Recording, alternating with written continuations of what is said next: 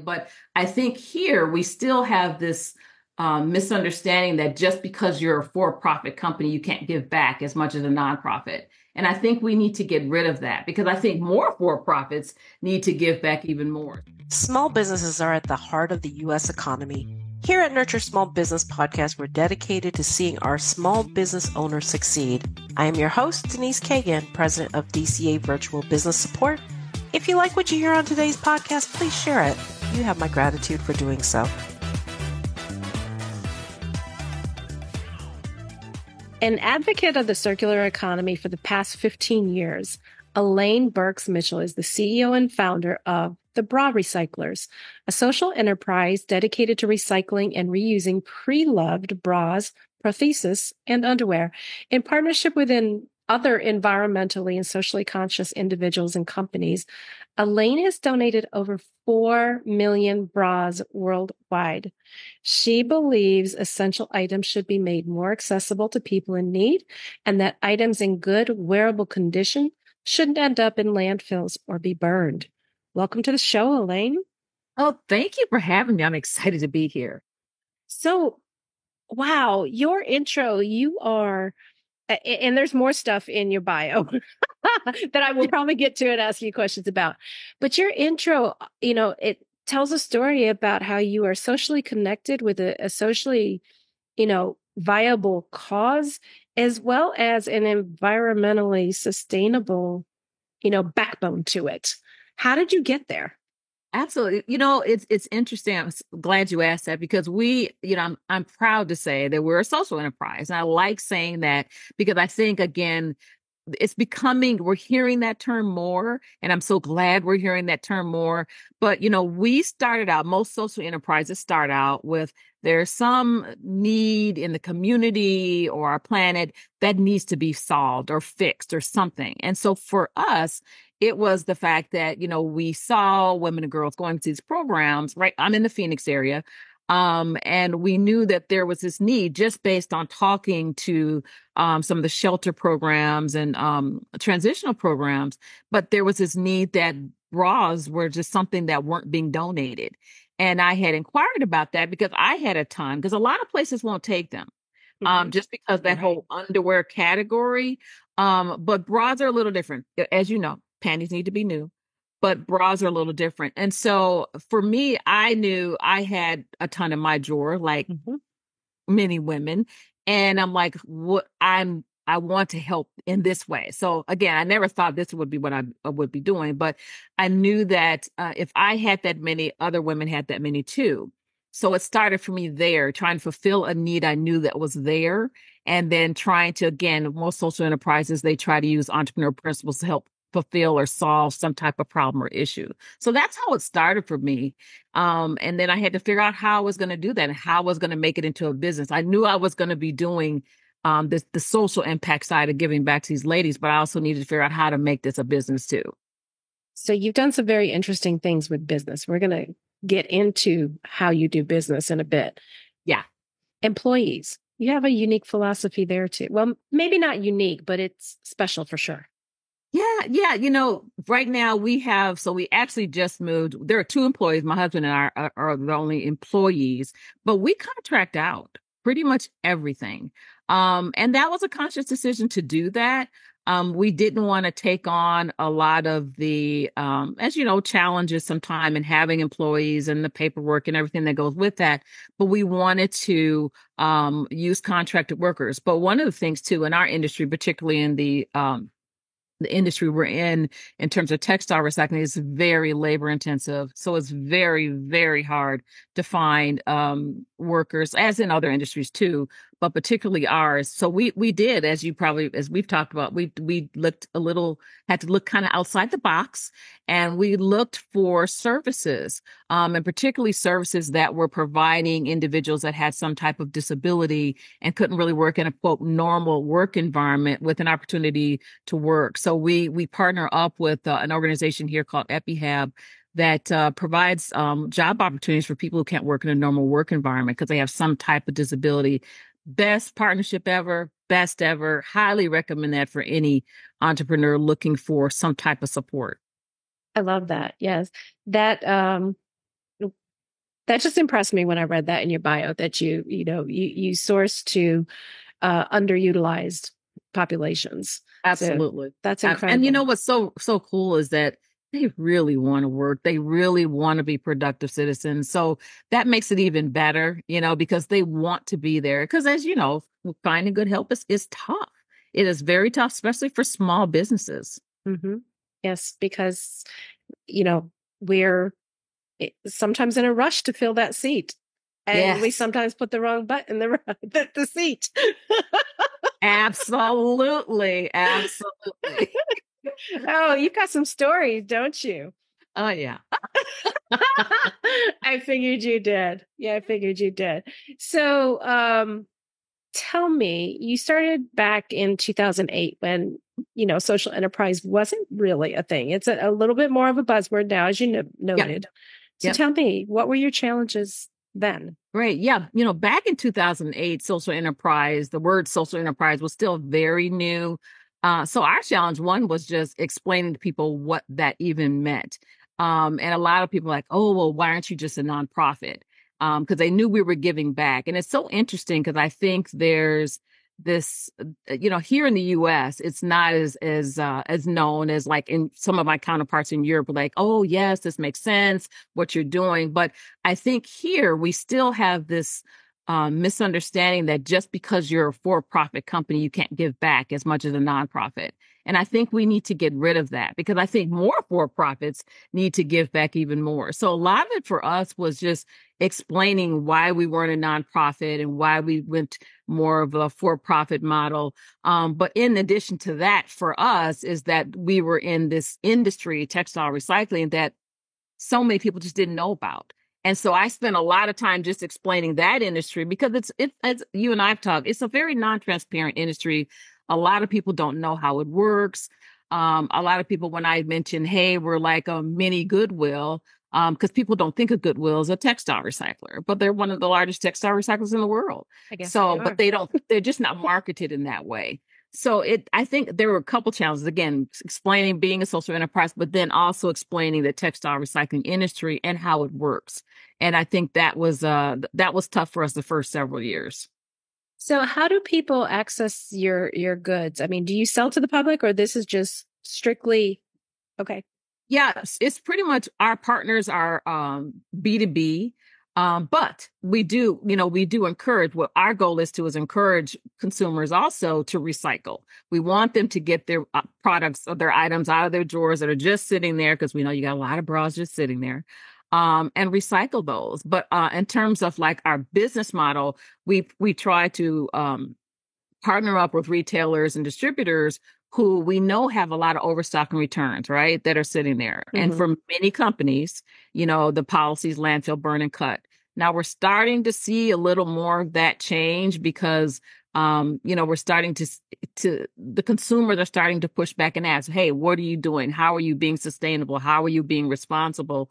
So that is really good. So I would say for us, we've seen over the last 10 years more retailers wanting to try to do something, but it's still we got a long way to go, Denise. I'll just tell you that. So we work with them in terms of giving them a more responsible way to dispose of their overstock and returns, and our goal is for reuse for sure. And so we have we'll talk about that. We about a year and a half ago now started a nonprofit arm, so that's our philanthropic side of what we do, where we support over 150 nonprofits and we donate out to them bras and underwear that comes in. Because that's, again, as a social enterprise, one of our key values is that we're giving back. And that's that social impact side. And then we also have the environmental side in terms of we're keeping things out of our landfills. And Mm-hmm. so what's not donated, so the revenue side of what we do, other textile recyclers and clothing exporters will buy our excess. And so what they do in terms of the textile recycling industry, a lot of you hear about clothes all the time, Mm-hmm. but they like to mix in all other things like bras and underwear into their gaylords that then go to primarily developing countries. Bras are a big thing. I'm just going to tell you, they're a big thing, particularly in developing countries where you can't just go buy one. So that's kind of the revenue side of what we do. That's an incredible model. I just love it. And so you did bring up the nonprofit. We talked, I don't know, maybe 6, 8 months ago, and that you had experiences some challenges. Well, you were experiencing challenges with space, but then you were Oh, also experiencing challenges with having to set up a nonprofit, if I'm not mistaken. well, the setup was okay. I mean, it's very interesting. You know, I learned a lot. Here's what I'll tell you. I know why I didn't do it in the first in the beginning. There is, you know, to do it right, it's a lot of work, and you want to make sure that you have a really good lawyer and a really good accountant. So they can make sure you're setting your nonprofit up the way it should be set up. So I highly recommend that. But you know, the challenge I think has been more so partnering and collaboration with other nonprofits. It's been very interesting. I think it's more competitive than a for-profit. So there's a lot of kind of you know, crabs in the bucket type of thing, you know, in terms of when you're trying to collaborate with someone, you know, since funds are so, the grants and things, you just don't, they're hard to get. So I Mhm. think when you try to collaborate, everyone's going after that same money. So people aren't as open as I'm finding to collaborate with you as a nonprofit. So that's been a huge challenge and kind of an eye opener for me when we did start the nonprofit because I thought that would I would see more of that people more open to do collaborations as a nonprofit, but not as much as I thought. Not as much as I thought. So you are running both the for-profit and nonprofit at the same time. So you are Abs- CEO and executive director. Absolutely, it is a interesting balance. That is for sure. But you know, we're doing a pretty good job of that. One of the things that I think has helped a lot for me is that, you know, my background, I came out of the IT world. I was in project management, software development for the longest. So for me, I am always thinking about how to do things more efficiently by using technology. So I think what helps a lot in terms of being able to even try to you know, have this balance between the two is that we make sure that our systems are set up in a way that allows me to manage the two efficiently and keep them separate. So I think for any company, I'm a big proponent of when you start your business, really think about the technology that's going to help you run it more efficiently, and always think about what reporting is needed. So you build that first. So that's really key, and I think that's what's really helped me. You know, I would imagine that textile industry is not filled with women. I Hmm. would suspect it is very man heavy. And you just said technology and IT. And I was like, oh, she came out of I industry that came was from also. exactly and jumped into the fire and another one. Exactly. I came from a very male dominated industry to another one. So I guess it was getting me ready. That's what I tell myself. I'm like, it was getting me ready Maybe. for that. Maybe, because I was going to ask you about the challenges, but I was like, I think she might have had that beaten I before she did. got here. I did. I did. So I'm just like, I guess it was definitely getting me ready for this. Because the, you know, the textile recycling industry is very, very male dominated, of course, but it's also when I first in 2008, when I first started, you know, even researching it, you know, there have been like a lot of families that have been in it for like generations. Oh, So it was just like, oh my God, you know, how do you even break into something like that? So it was a challenge just trying to get information because it's a pretty closed industry. You really have to kind of know people and get to know people and network. So again, joined associations, started networking to try to even learn, you know, about the industry. And we, you know, a lot of it was trial and error, to be real honest with you. But it was helpful to, you know, to join up with organizations or associations that we could try to learn what's going on in the industry. I still have a lot to learn. I still do. so, what kinds of words of wisdom would you give to other entrepreneurs who want to create a social enterprise? Yeah, you know, great question. You know, I always tell people, you know, when I think about what I do as a social enterprise, one of the things that when someone says, I want to start a social enterprise, and you know, I always have lots of questions to ask. I'm like, would you do this if you didn't make any money? So for me, would I collect bras and do this even if I wasn't making any money? Absolutely, I would. So that really, a lot of times that tells me if they really are passionate about what they're about to do. They're like, oh, heck no, I wouldn't do it if I was going to make money. I mean, for me, that tell says a lot. Not that that's, you know, you have to be that passionate, but it tells me a lot because I know how much you're going to put into it. Because I think there's this balance you have to have when you are a social enterprise and a for-profit company. Because a lot of times people are like, well, you could make so much more money if you weren't a social enterprise. Just sell all that stuff that you're getting in. But that's not the purpose. That's not what my purpose is. My purpose is that I wanted to give back, but also run a business. And I always tell people I wanted to make a living from my giving. So I always say that is what I wanted to do. And I was able to do that with the Broad Recycles and through the social entrepreneur model. Okay. So be passionate about what you want to do. And, other thing too, is that I was talking to someone about this. I'm like, the consumer knows if you're for real or not too. If you're not passionate about what you're doing, you know what I mean, Denise? The authenticity, yes. Yeah, you have to be authentic about it, and you have to they know if you're passionate about it or you're just trying to, do something that's trendy and say you're a social entrepreneur. Because I have seen that.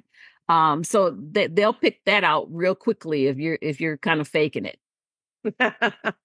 Just saying. Very good advice.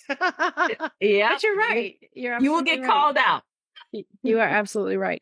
So a social enterprise and a sustainable business aren't specifically the same thing. And you've rolled them both together. Mm-hmm. And prior to the podcast, you and I talked about zero waste. Can you tell us a little bit about that? Yeah, it's interesting because I've had conversations with some retailers who, that's another term, trendy term that's out there. And I think when you talk about zero waste, we've had retailers approach, we want you to help us be zero waste. Well, when you look at where we are kind of in the product life cycle, a lot of what we do is at the end of the product life cycle when the retailers are trying to figure out what to do with all this excess that they produced, right? So when I talk with retailers about zero waste, I'm like, that starts way back here on the front end. That starts as in your design process, in terms of the material that you're using, in terms of how you're producing it. How are you using your scrap? So it starts way at the beginning in terms of your design of your product. And so it's very interesting because I had a conversation with one retailer and they're like, well, you're not helping me be zero waste. I'm like, I can help you on the end of your life cycle, but you need to think about it from the beginning of the life cycle in terms of how you're producing your product. So, and I think that's something even from a consumer standpoint, we have to be more knowledgeable about. It starts at the beginning when you're producing. So for anyone who's out there or new entrepreneurs who are looking at producing some type of apparel product, then you got to start thinking about it at the beginning of the life cycle when you're designing it. So are you consulting now on zero waste and product life cycle? I'm not, but I would love to. Look at you asking me that question. That is actually something I want to start doing. I said in 2024, I really would like to, use this knowledge that I've had over the almost last 15 years here to help companies think through that, and actually helping social entrepreneurs think about that path on how to get something started. So absolutely, I want to start doing that. I got to get that balance back in place so I can actually put myself out there. I've been doing a lot of mentoring with some programs at universities with students. They have social entrepreneur programs now. It's been becoming much more popular. So I have one is with Pepperdine University. I'm still doing that one. It ends in a couple of weeks, but they have programs where their students are creating projects in terms of creating a business, a social entrepreneur business.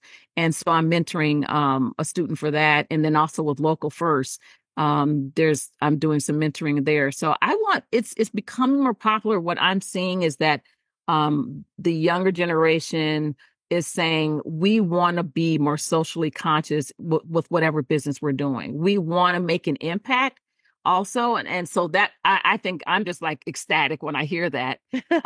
So I'm just like, yes, let me help you think through that.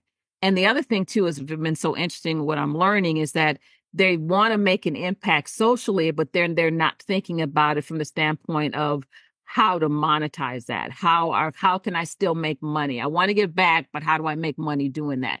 That's a tough part. It's a hard balance. It is very much a hard balance to do. So I'd love to be able to work with businesses and just anyone who wants to think about how to start a social enterprise and do it right and still make money. Again, make that living from the giving.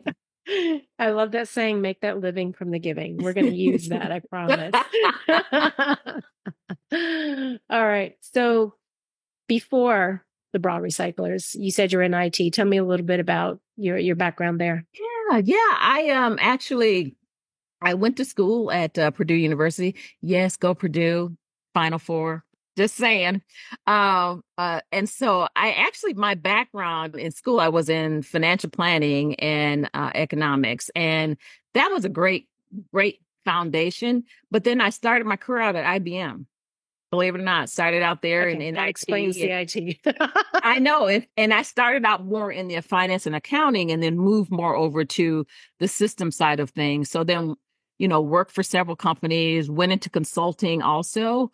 But that, was great. It was a great foundation for me. I'm just going to be honest, I use a lot of what I learned in my career in the business. And I think that's what has helped me set the business up to be more efficient because I'm, again, as I said, always thinking systematically how I can be efficient by using systems and tools. So that has been very helpful.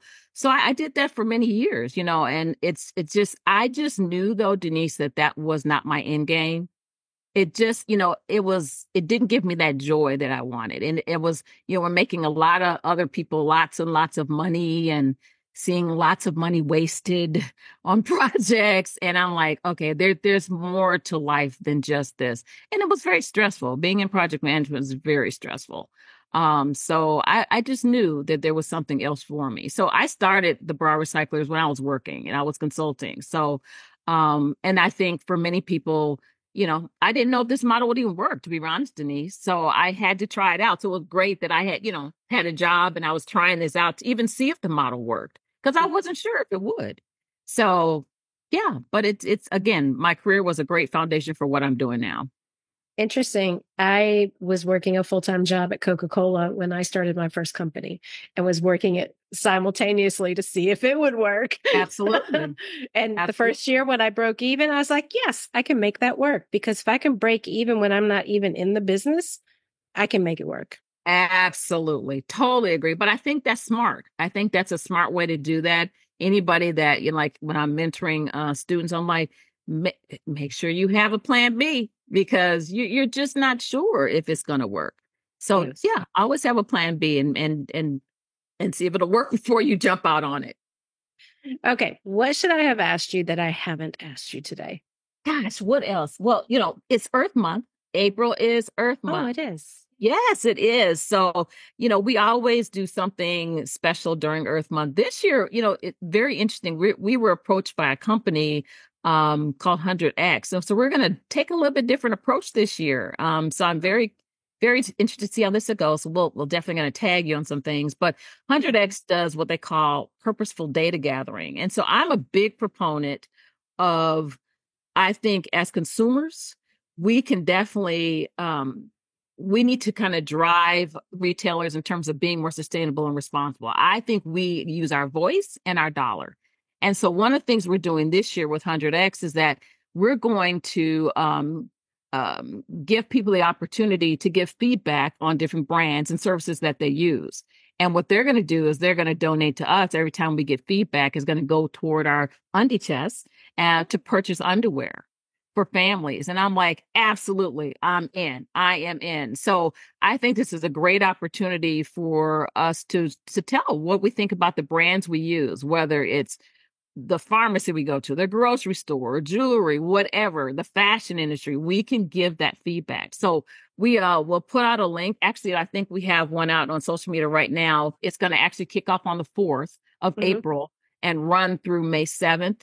And it's an opportunity for people to give feedback on the different brands that they use. And when they do that, we get a donation from 100X to buy underwear for families in need. So I love this ideal. I think we need to do more of this. You don't even have to open your wallet. So that's what people like too. It's not open, we want to get your opinions. Because I think that's, retailers are listening. They're listening more because they have to. Because they know if they don't, they're going to be left behind. There are, because the dollar speaks even louder than the voices. Absolutely. Totally agree with you. Totally agree with you. So we have the power. We need to use it more. Absolutely. I agree. So, Elaine, how can our listeners find you after the show? Absolutely. So go to our website, thebroadrecyclers.com, and there'll be links to our social media there. You can always find me out on LinkedIn. Love to hear you guys and ping me on LinkedIn so we can connect. And just, I can't wait to hear from everybody and clean out your drawers. I know you have bras, gently used bras. And we're also doing men's underwear now. We're doing new men's underwear. We decided to open that up because what we were finding, Denise, is that when we would go out to do events or, with the shelters, many of the women have sons or partners or husbands. Mm-hmm. And now we're just giving the women something. We need to give the whole family something. So we have started to also do men's underwear, new men's underwear. It has to be new. I was talking to someone one time who said the biggest need at the men's shelters were underwear and socks. Absolutely. It is. It's a big thing. And I'm going to tell you, it has been, I haven't cracked this code yet, but trying to get men's retailers to partner with us is just, I haven't cracked that code. It has been so tough. It has been so tough. So we've got to figure out how to get some partners on who want to, donate and or recycle. Because I know it's out there, but it's been really tough to get in. Well, hopefully somebody out there listening has the right connection for you. I know. Give me a connection. I'm open. We are very open. So we do some great things with our retailers because one of the things too and you asked about this, maybe we didn't talk about this, but in terms of sustainability, data and being able to show your results is really key. And so we do something for our partners as called a sustainability scorecard. And so what that is, that actually is going to show them the environmental impact of what they do. And so because, again, just my background, I'm a data gal.